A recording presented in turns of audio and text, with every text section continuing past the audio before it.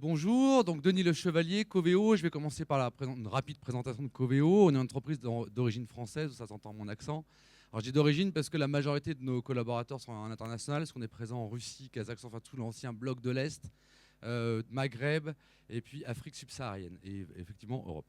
Donc j'ai voulu vous présenter un serious game que l'on appelle catalogue standard, donc plutôt un edu game qui est destiné à des écoles, donc en formation initiale, mais aussi en formation continue, à des personnes qui se destinent à être managers et à s'occuper de collaborateurs.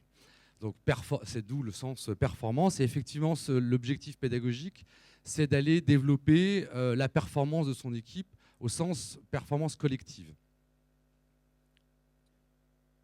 J'avais préparé un teaser, mais sur le Mac ça marche pas, donc on s'en passera. Donc alors différents personnages, parce que en fait vous êtes nommé dans le jeu, vous êtes nommé directeur d'une équipe d'écurie. Alors vous allez me dire une écurie de Formule 1 ou une écurie de rallye, c'est éculé, mais en réalité ce n'est que le fil conducteur du storytelling, parce que l'objectif est de pouvoir aller développer et de se donner des contraintes liées au fait que dans cette écurie et dans cette course-là, nous, la contrainte que l'on se donne, c'est que nous sommes une écurie verte, et donc nous allons utiliser uniquement de carburant biologique. Donc on a un certain nombre de personnages auxquels on va pouvoir s'attacher ou se détacher, si tant est qu'on soit un bon manager ou pas. On a évidemment un concurrent qui est le pilote de l'écurie adverse. Et le déploiement du jeu et les règles sont les suivantes. Donc vous êtes nommé chef au projet ou manager de cette écurie et vous devez montrer vos capacités de gestion de projet et d'amélioration de la performance de votre équipe. Le jeu se déroule en 4 missions. Donc en réalité, ces missions peuvent se déployer en intercession de formation présentielle lorsque nous sommes dans une école, dans un cadre de formation initiale, ou en post-formation présentielle lorsqu'on est dans un cadre de formation continue. À l'issue de la formation, qu'est-ce que doivent être de la formation du serious game les grands éléments pédagogiques? Donc c'est effectivement découvrir qu'est-ce que c'est que la performance, découvrir ce que c'est que le business process management, la gestion de projet, la gestion d'équipe, mais pas au sens management comportemental ou pas au sens de développement de mes facteurs clés de manager, mais vraiment qu'est-ce qui fait la réussite d'une équipe, d'une entreprise dans un environnement concurrentiel, dans un environnement exogène et endogène. Un gameplay qu'on pourrait croire assez simple, c'est-à-dire de gagner, mais pas si simple que ça, dans le sens où on va se retrouver avec des systèmes d'évaluation. Alors, l'innovation, ce qu'on a essayé de créer notamment, on l'a déployé pour une école qui s'appelle Grenoble École de Management, en France, en Rhône-Alpes.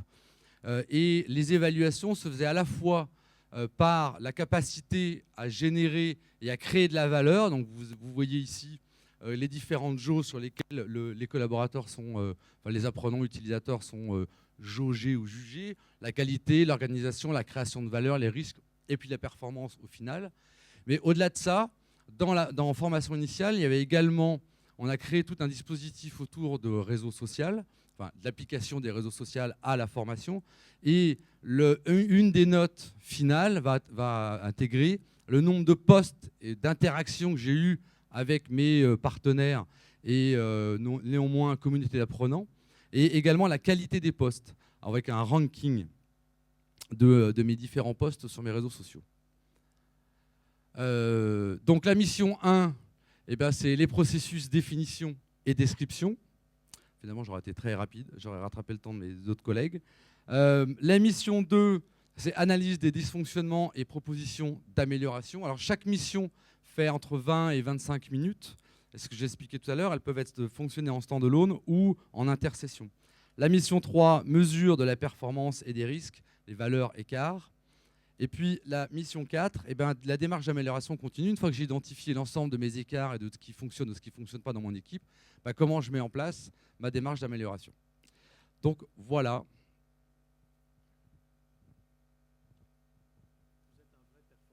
Je ne sais pas.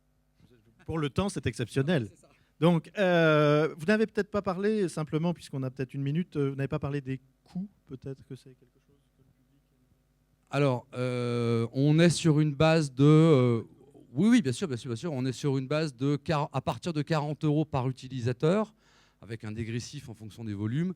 Et comme il y a des effets de seuil sur les nombres d'utilisateurs, c'est 25 000 € l'achat des 4 licences, enfin des 4 missions.